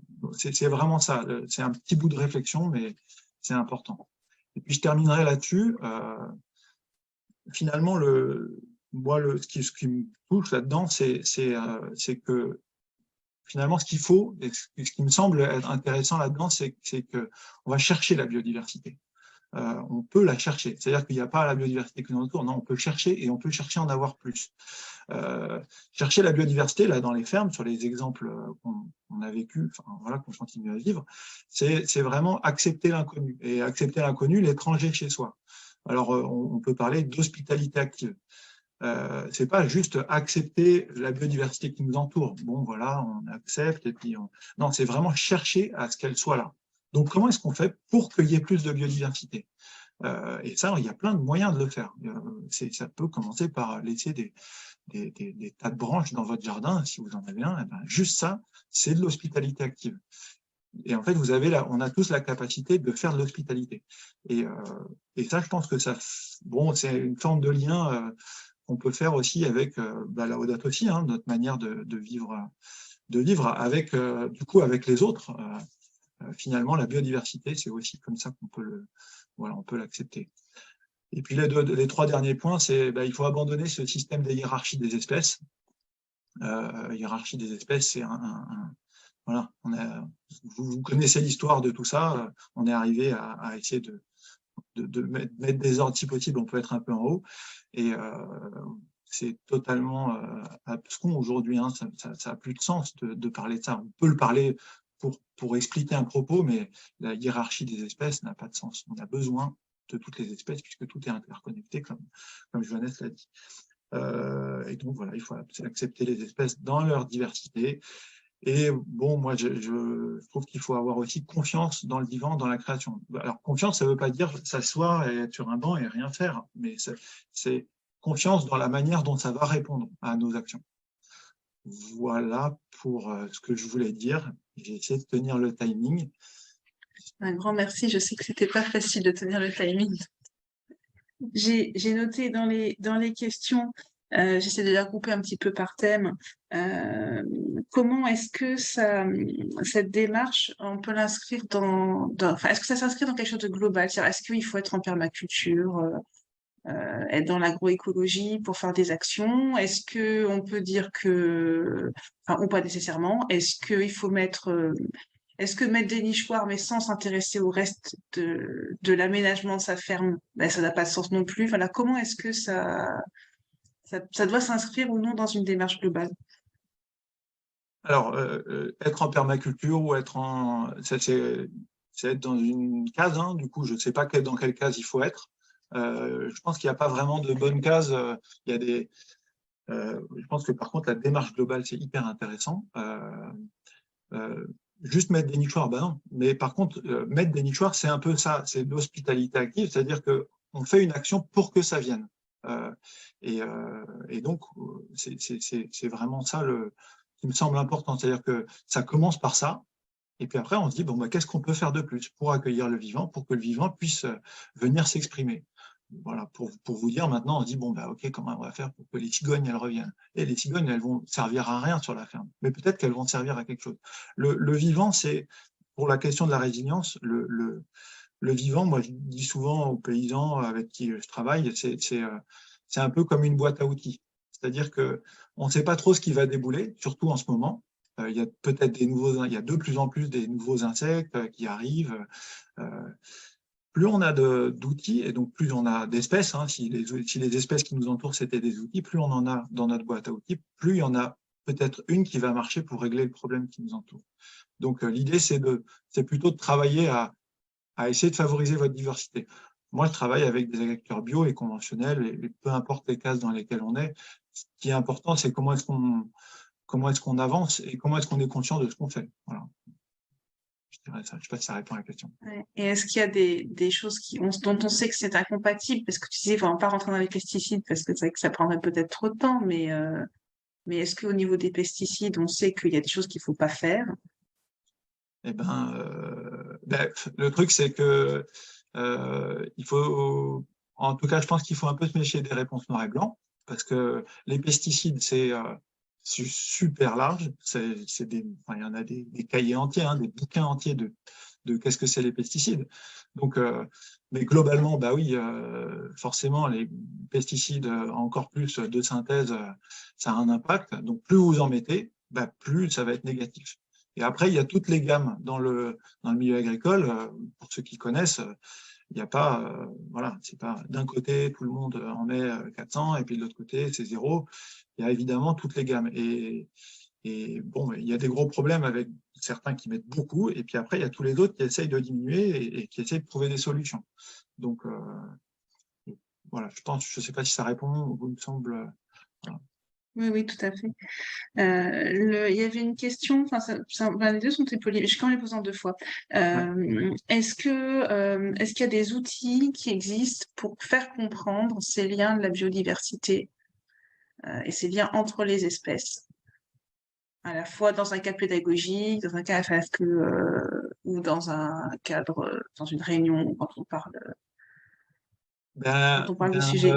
En fait, à ma connaissance, en tout cas pas qui me parle dans ce sens-là. C'est-à-dire qu'on est on est encore dans le service écosystémique. Et on a envie de montrer que ça nous sert et tout ça parce que du coup, ça rend ça utile.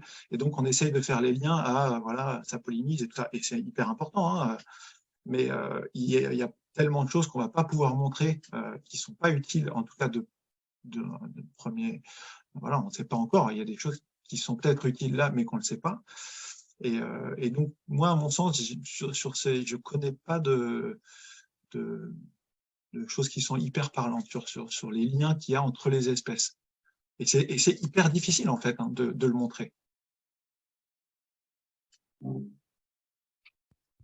Et un peu dans la continuité, est-ce que ces expériences-là, c'est quelque chose qui fait tache d'huile? Est-ce qu'il y a des agriculteurs qui s'y intéressent? Est-ce que c'est seulement des agriculteurs qui sont déjà très investis dans une démarche environnementale de manière générale qui vont avoir envie de se lancer là-dedans? Alors, déjà, moi, je suis nichoiriste. Donc, ça me semble être une demi-réponse. C'est-à-dire que travailler à installer des nichoirs, c'est-à-dire les gens me payent hein, pour que je fasse ça. Je ne fais pas du don de nichoir. Donc, pour moi, le fait qu'il y ait des agriculteurs qui aient envie, ils n'ont pas d'aide hein, pour ça, hein, je le précise. Il n'est quasiment jamais arrivé qu'il y ait des gens qui les aident pour ça. Donc, le fait qu'il y ait des agriculteurs qui m'appellent pour installer des nichoirs dans leur ferme, pour moi, c'est déjà sacrément bon signe. Ça veut dire qu'il y en a plein, et ce n'est pas quelques-uns. Du coup, vous voyez, hein, c'est des centaines d'agriculteurs. Il y en a plein qui se posent des questions et qui essayent. On est totalement au balbutiement hein, de la compréhension de tout ça. Donc là, c'est une part de la réponse. Sur la ferme, avec l'association Vraiment Sauvager la ferme, on a créé une association à côté qui s'appelle Ferme Paysanne et Sauvage. Il y a une autre association donc, qui est un réseau de paysans qui essaye justement aussi de prendre quelques infos et d'essayer sur sa ferme et de faire des inventaires, de faire des suivis, de se lier quoi, sur ces questions-là. Et donc là, on a de plus en plus de demandes de paysans et de paysannes qui veulent faire partie. Il y a le réseau Paysans de Nature aussi, qui est porté par la LPO en France, là où il y a vraiment plein de belles fermes qui font des choses super.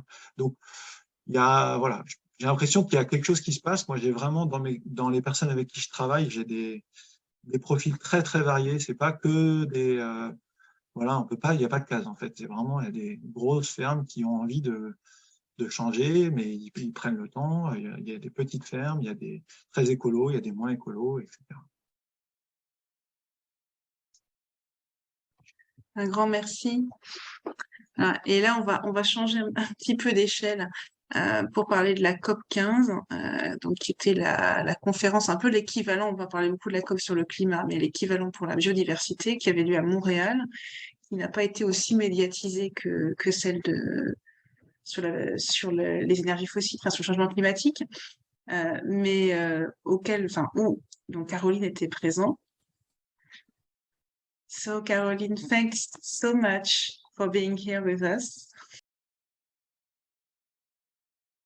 Thank you. My name is Caroline. I work with Laudato Si movement, and I am humbled and glad to be part of this process.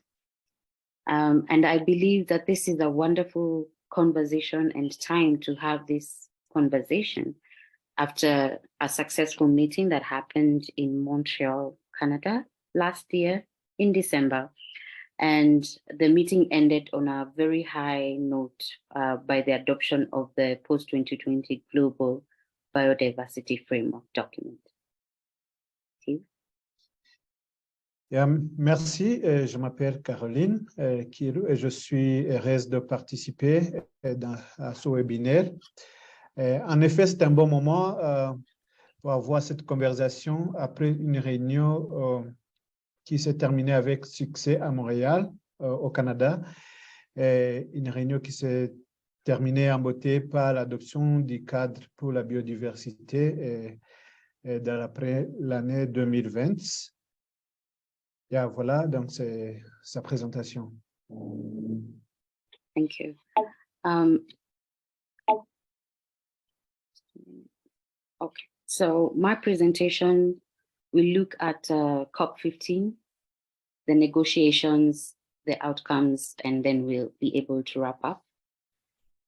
I'll get into the reason why this took so long to happen. COP15 took about 3 years to happen, and they kept changing the dates. But the reason was because the Biodiversity COP had been postponed for a while because of COVID-19.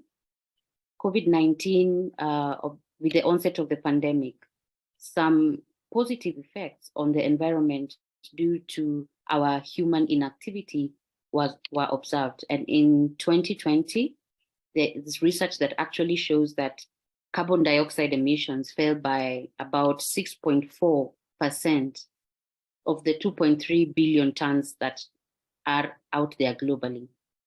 And in April the same year, the nitric oxide emissions fell by 30%.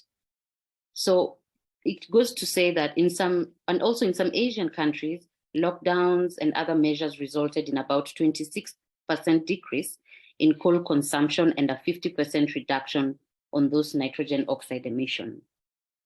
So, however, the greenhouse gas emissions were able to come back or rebounded later in the pandemic as many countries began lifting those restrictions. And with that, there was the direct impact of a pandemic, or the direct impact of pandemic policies having little or negligible long-term impact on climate change. So exactly the fact that we were not able to be out there, the lockdowns that we had, actually shows that if we do not do or take action in the wrong way in terms of protecting our common home, that our human inactivity actually helps protect the environment. So we should be very careful on how we are able to interact with the environment. Voilà, la COP sur la biodiversité avait été reportée d'environ 3 ans en raison de COVID-19 qui a paralysé le monde. Et avec le début de la pandémie, certains effets positifs sur l'environnement dus à l'inactivité humaine ont été observés. En 2020, les émissions de dioxyde de carbone ont diminué de 6,4%, soit 2,3 milliards de tonnes à l'échelle mondiale. En avril 2020, aussi, les émissions d'oxyde nitrique ont diminué jusqu'à 30%. Dans certains pays d'Asie, où les confinements et autres mesures ont entraîné une baisse de 26% de la consommation de carbone et à une réduction de 50% des émissions d'oxyde d'azote. Toutefois, les émissions de gaz à effet de serre ont rebondi plus tard au cours de la pandémie, lorsque de nombreux pays ont commencé à lever les restrictions. L'impact direct des politiques de lutte contre la pandémie ayant un effet négligeable à long terme sur le changement climatique. Cela montre comment l'activité humaine est au centre de la crise climatique. Another thing before the COP started in 2010, when we had a very initial thought through on how to operate and how to actually galvanize everyone's support in ensuring that we protect the biodiversity, the Aichi targets were set in 2010. And the Aichi targets were an ambitious set of goals to protect and conserve global biodiversity. However, according to an assessment by the United Nations, none of these Aichi targets were met. And this is blamed on basically past failures to reach targets, on an overall lack of investment, resources, knowledge, and accountability towards biodiversity conservation. And also the national goals adopted in each participating country did not always align with these targets. That is the Aichi targets. They say that the sum of the national successes was not even sufficient enough to reach the overall Aichi target. des objectifs d'Aichi qui étaient élaborés en 2010. Et ces objectifs constituaient un ensemble d'ambitieux objectifs mondiaux visant à protéger et à conserver la biodiversité mondiale. Cependant, selon une évaluation des États-Unis, aucun des objectifs d'Aichi pour 2020 n'a été atteint. Cette situation s'explique par des échecs passés de la réalisation des objectifs et par un manque général d'investissement, de ressources, de connaissances et de responsabilités en matière de conservation de la biodiversité. Ces objectifs nationaux adoptés dans chaque pays participant n'étaient pas toujours alignés sur les objectifs d'Aichi, disent-ils, et la somme de succès nationaux n'était pas suffisante pour atteindre les objectifs mondiaux et globaux. And then another thing that happened prior to that meeting last year is in June, before having this COP in Montreal, it was meant to be hosted and chaired by China. However, in Nairobi earlier in June last year, we were able to have another meeting discussing the progress of the development of the post-2020 Global Biodiversity Framework document. And so ultimately, Canada was able to volunteer and say they would be able to host, because at that time, China was not able to host the COP15. So that's how the COP15 engagement moved from China to Canada. Avant de se tenir à Montréal, la conférence des parties, qui est COP15, devait être présidée par la Chine. Mais toutefois, cela a été modifié à Nairobi au cours du groupe de travail à composition non limitée sur le cadre global de biodiversité qu'on appelle FBG, en raison de la COVID-19, et le Canada a été donc l'hôte, mais la Chine en a conservé la présidence. And then we also, as LSM, we had some expectations when we were going to COP15. And so our expectations were that we would adopt the Kunming-Montreal Global Biodiversity Framework, which was used to be called the post-2020 Global Biodiversity Framework. And then we also had no more biodiversity loss or protect at least 50% of the lands and ocean. And the reason for this is because we believe that for us to achieve some semblance of progress, we would need to protect at least 50% of lands and oceans. And then the third one was to recognize the rights of the indigenous and local communities who are the actual managers of biodiversity, and ultimately to lift up the moral value for all of us to protect our common home. Comme mouvement Laudato Si, on avait des attentes à l'égard de cette conférence. D'abord, adoption du Kunming-Montréal, le cadre global de biodiversité, et puis plus de pertes de biodiversité, au moins 50% des terres et océans, et reconnaître les droits des peuples autochtones, des communautés locales qui protègent la biodiversité, aussi élever les valeurs morales pour tous afin de pouvoir protéger notre maison commune. So what happened at COP15? There were negotiations that took place, and the official day that we kicked off the meeting was on the 5th of December of 2022, and almost 200 countries have now agreed to the new goals and targets to halt and reverse biodiversity loss by the decade's end. This landmark deal was reached after 2 weeks of very intense talks in Montreal at the UN Biodiversity Summit known as the COP15. And the framework looks to guide global action on biodiversity, ecosystems, and other aspects of natural capital through 2030 and beyond. And this comes amid various reactions and critiques from various entities. However, this moment is the culmination of 2 years of negotiations between parties and advocacy from various constituencies, including faith-based organizations like Laudato Si Movement. Alors, ce qui s'est passé comme négociation pendant ce moment de conférence, d'abord, c'est que près de 200 pays ont accepté de nouveaux objectifs et cibles pour arrêter la perte de biodiversité d'ici la fin de la décennie.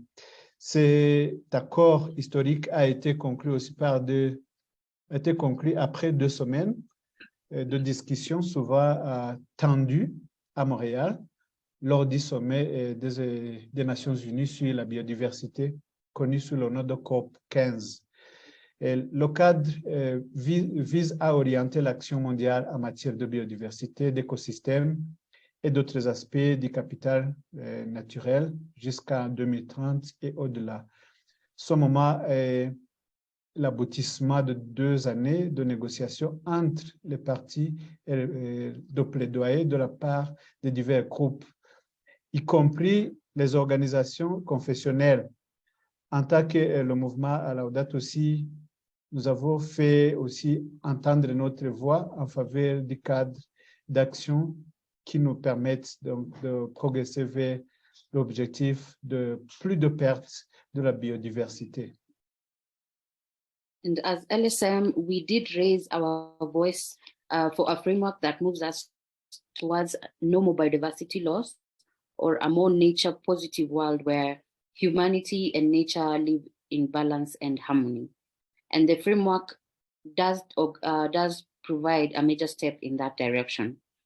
But at the same time, notably, some of the aspects of this document are not as ambitious as we would have hoped, including that the ratcheting mechanism, which means the financing mechanism is voluntary and there are no mandatory reporting requirements for businesses, and that biodiversity offsets are not included. So the framework as is right now, it still has a bit of work to be done for, but ultimately it gives us a platform where we can use to provide answers towards addressing biodiversity loss. And then significantly, however, the framework recognizes the contributions and rights of the indigenous people and local communities, the role of women and girls and children and youth, as well as the need for a whole of society, participatory and inclusive approach when taking action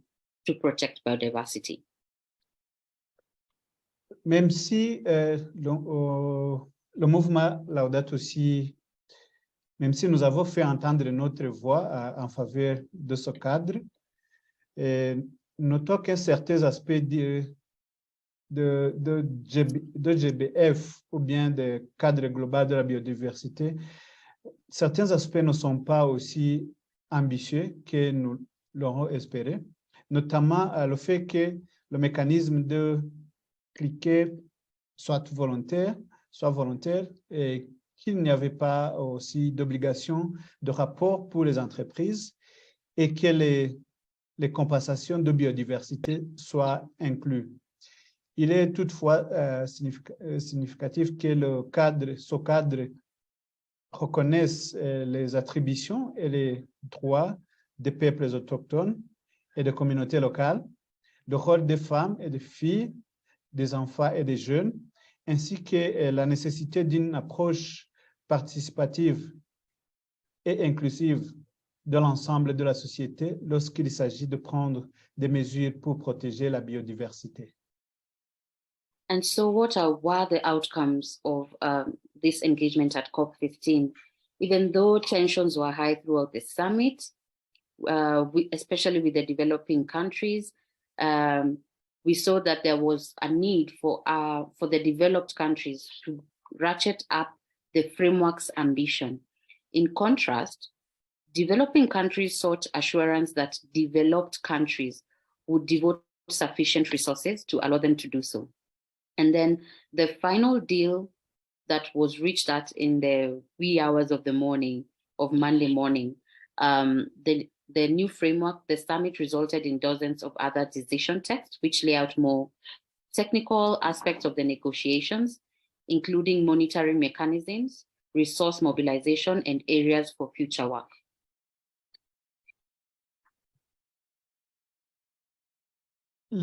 Comme résultat, les pays développés souhaitaient renforcer l'ambition du cadre. Mais à l'inverse, les pays en développement voulaient être assurés que les pays développés consacreraient suffisamment de ressources pour leur permettre de le faire.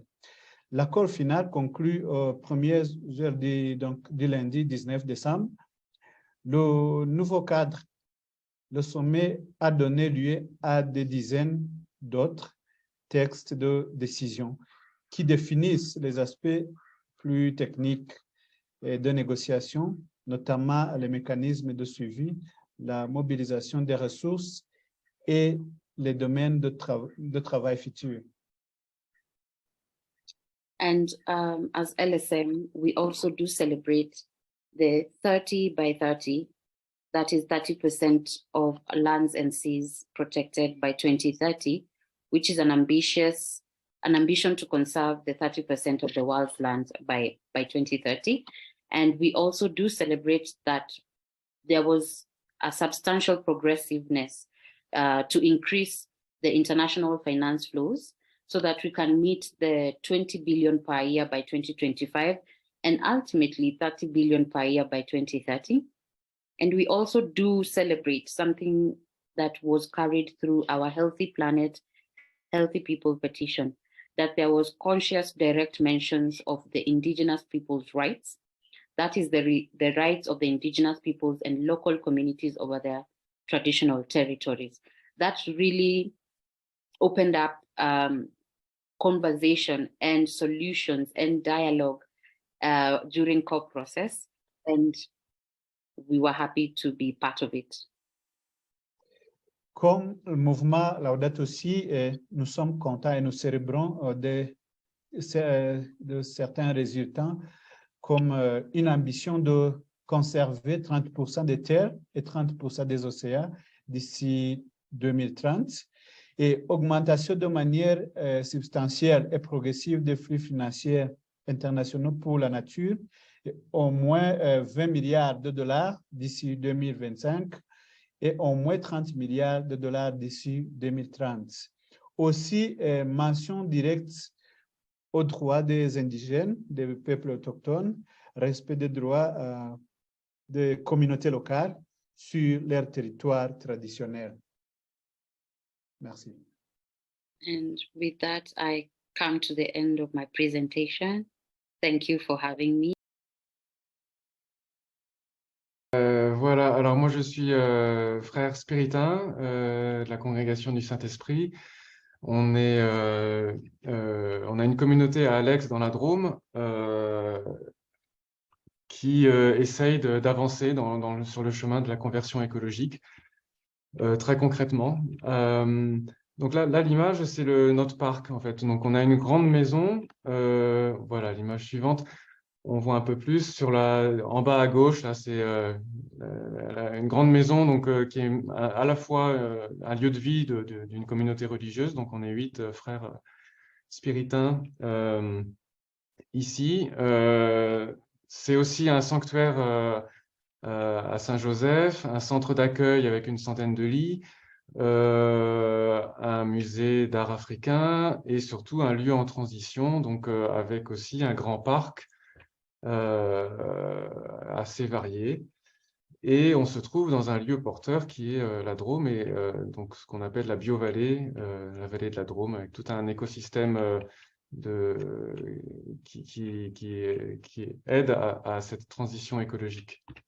Donc on accueille beaucoup de groupes dans la maison, dans le parc, et depuis quelques années, on s'est posé la question de comment être en cohérence entre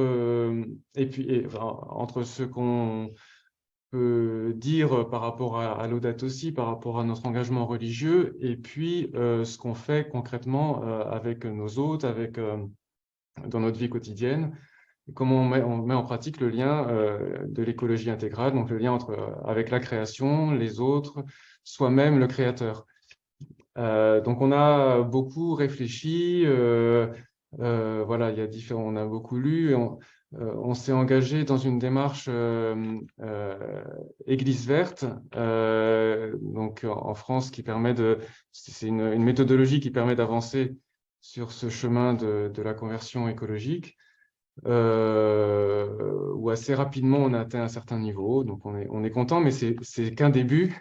Alors, pour développer un petit peu, donc grâce à Église verte, donc on rentre dans des choses très concrètes, donc progressivement aussi, hein, voilà, depuis 2-3 ans, avec le compost partagé, avec l'établissement de panneaux solaires là depuis décembre dernier, le tri des déchets, voilà, toutes les choses un petit peu classiques, les petits gestes dont on parle beaucoup, qui sont pas suffisants mais quand même nécessaires. Les questions de chauffage, d'isolation, les menus où on essaye de manger plus végétarien et de proposer à nos hôtes des plats végétariens, moins de viande, voilà, et des produits locaux. Et puis, il y a des choses concrètes, et puis il y a aussi comment dire, tout ce qui est dans l'animation autour de la maison, autour de la figure de Saint-Joseph, puisque c'est un peu le patron du lieu. Et puis, on est aussi très orienté sur le Saint-Esprit, puisqu'on est des spiritains. Donc, on utilise voilà, notre écrin de verdure. On célèbre aussi les beautés de la création. Enfin, on essaye. Alors, petit à petit, voilà, on a des intentions de prière aussi dédiées à ça. Et puis, petit à petit, on se laisse aussi transformer, bouger par le contact avec les partenaires, les groupes.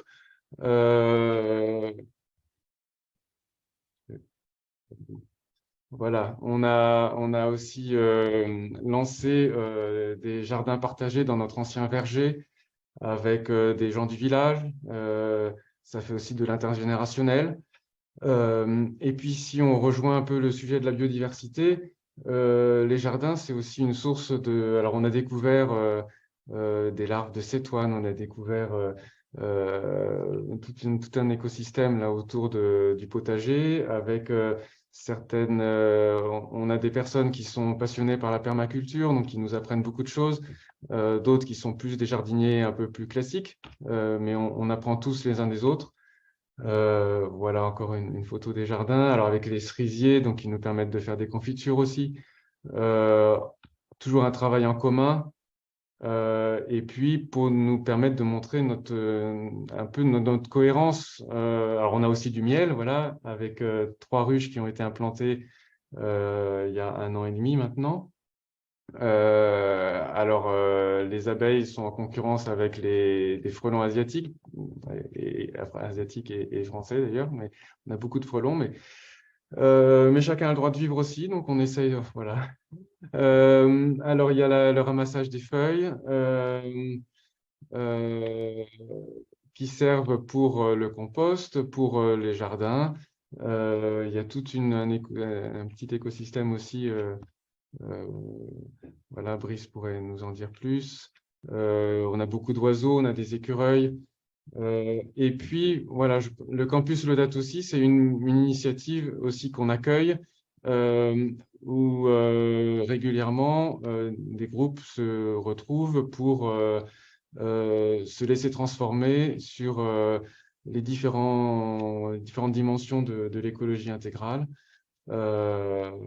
Et pour nous, c'est à la fois on propose un lieu et en même temps on se laisse transformer aussi avec les personnes accueillies, des interventions plus intellectuelles, des ateliers pratiques, des ateliers. La dernière fois, on a aussi justement déblayé les feuilles mortes pour regarder les petits insectes et les vers, etc., et s'émerveiller pour chaque être vivant. Voilà, il y a eu des balades éco-spirituelles qui ont été organisées aussi en lien avec d'autres associations sur le territoire. fresque du climat, fresque de la biodiversité, ça j'y ai participé, on le fera aussi certainement dans la maison. Et puis, je disais, Église verte, donc ça, on a un label, on est content, mais c'est juste le début d'une démarche. On a plein de projets, et notamment cette année, on espère pouvoir aménager les temps. Donc, on a un étang assez important, dont on aimerait qu'il devienne un lieu de biodiversité et en même temps un outil pédagogique. Donc, on a des grenouilles, on a des libellules, on a déjà un petit peu de, voilà, de vie. Donc, on a comme projet d'installer une île artificielle en biomatériaux qui soit un support de plantes diverses et de fleurs, qui soit à la fois beau et en même temps refuge pour toute une vie sauvage. Voilà, on avait mis quelques nénuphars aussi. Et tout ça, c'est toujours très beau et ça inspire la louange. Voilà. Alors, je conclus voilà, sur l'image toujours du parc et le coucher de soleil sur notre maison. Je ne sais pas combien de temps j'ai pris, mais j'ai essayé de... C'était parfait. Voilà. Là, merci beaucoup. Merci pour les photos aussi, parce que c'est vrai que c'est très beau. Et je trouve que cette manière qu'a la communauté Alex de lier à la fois la partie, sa vocation spirituelle, des gestes très concrets, l'accueil, et puis l'émerveillement aussi, la contemplation de la nature, c'est très inspirant. Donc bravo pour ce que vous faites aussi. Je crois que le maître mot, c'est la question de la cohérence aussi, justement. Quand on est religieux, d'autant plus de mettre toutes ces dimensions-là en cohérence, quoi. Voilà. Et tout ça fait en communauté, et Voilà, tout à fait. communauté, j'allais dire élargie, avec les contacts avec les habitants du village, avec des associations confessionnelles, pas confessionnelles. Donc merci beaucoup. On a encore un dernier point que je voulais voilà, partager avec vous, juste pour vous dire quelques mots sur les actions du mouvement Laudato Si. Alors, on va aller très vite et on ne va pas parler de toutes les actions, bien sûr.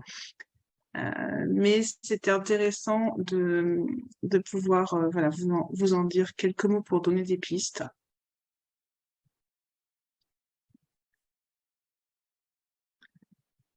Donc, parce que l'encyclique nous appelle à agir, et c'est aussi une des choses que on avait envie de mettre en avant, cette citation de l'encyclique qui dit que nous savons que les choses peuvent changer et qu'en agissant, voilà, malgré toutes les mauvaises nouvelles qu'on a vues au début, eh bien, les choses peuvent changer. J'ai un problème avec la... Voilà, c'est bon.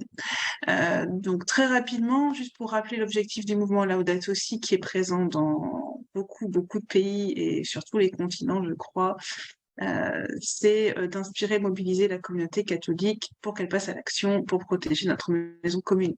Voilà, et ça se fait par tout un tas d'actions. Alors le webinaire de ce soir, c'en est une. Ça permet d'apporter, voilà, que les gens se forment, qui découvrent des choses sur la biodiversité, de lutter contre des idées reçues, d'avoir des pistes. Et c'est quelque chose qu'on a envie de faire régulièrement en langue française, puisqu'on travaille beaucoup par langue. Et donc là, j'en profite pour remercier toutes les personnes d'Afrique francophone ou d'autres pays francophones. Il y a quelqu'un du Canada, j'ai vu, et peut-être d'autres que je n'ai pas remarqué, mais que je remercie d'être là. Et donc de réfléchir ensemble et d'agir ensemble. Je voulais mettre en avant plus des webinaires, là, donc comme celui de ce soir, deux actions, enfin deux possibilités qu'on essaie d'offrir pour agir et pour s'engager. La première, c'est la formation d'animateur Laudato Si, qui est une formation en ligne, qui est gratuite et qui est assez orientée vers l'action. Ça se passe sous la forme de webinaires. C'est co-organisé par la France et par l'Afrique francophone, donc notamment Steven et moi, et aussi ma collègue Rina qui est avec nous ce soir. La prochaine formation, elle sera le 17 avril. S'il y en a qui veulent s'inscrire avant, on va lancer une formation le 22 février dans une formule un petit peu différente, mais avec un contenu quand même, le même contenu, mais organisé un petit peu différemment pour pouvoir la lancer plus tôt. Et vous aurez des informations sur cette formation sur la page des animateurs Laudato Si, laudatosi-animators.org. FR, mais vous l'enverrez par mail parce que le lien n'est pas facile à retenir. Voilà, l'idée c'est de voir, voilà, se former depuis chez soi pour faire des actions derrière, découvrir la haute aussi, le changement climatique et tous les sujets qui sont liés. La deuxième action que je voulais mettre, enfin deuxième piste d'action que je voulais mettre en avant, c'est un film qui s'appelle La Lettre, qui a été préparé par le mouvement Laudato Si. C'était un projet, un énorme projet qui s'est fait sur plusieurs années. Ce film, il présente les grands thèmes de l'encyclique à travers les itinéraires de personnes de différents continents, avec des histoires très différentes, qui sont toutes des personnes très engagées et qui rencontrent le pape François. Et à travers leur échange, on peut voir comment on est appelé à tous s'unir et à tous agir ensemble. Ça ouvre sur plein de thématiques. Et l'idée, c'est que ce film soit utilisé, donc il est disponible gratuitement pour des personnes qui veulent initier une démarche autour de l'écologie intégrale. C'est un outil, ils font une projection publique, ça permet de toucher des gens. Après le film, on échange et ensuite, on peut se mettre en route vers des actions sur la biodiversité ou sur d'autres thèmes. Et ben, en gardant cette idée que tout est lié, ben, donc, que je rappelais au début, qui est un peu un message phare de l'encyclique qu'on a beaucoup repris, mais en disant, voilà, ne séparons pas les thèmes les uns des autres, essayons d'avoir une approche globale à la fois sur la partie, on va dire, environnement, pour employer un terme plus classique, et la partie sociale, lutte contre la pauvreté. Voilà, j'en ai fini. Je voulais proposer de terminer par par une prière. Et j'invite Rina, qui est là, à prendre la parole pour nous la lire. Merci. J'espère qu'elle s'affiche bien en entier. Tu ne te manques pas des bouts. Oui, ça s'affiche en entier. Ça va. Merci. Prière pour notre terre par le pape François. Dieu Tout-Puissant qui est présent dans tout l'univers et dans la plus petite de tes créatures. Toi qui entoures de ta tendresse tout ce qui existe, répands sur nous la force de ton amour pour que nous protégions la vie et la beauté. Inonde-nous de paix pour que nous vivions comme frères et sœurs sans causer de dommages à personne.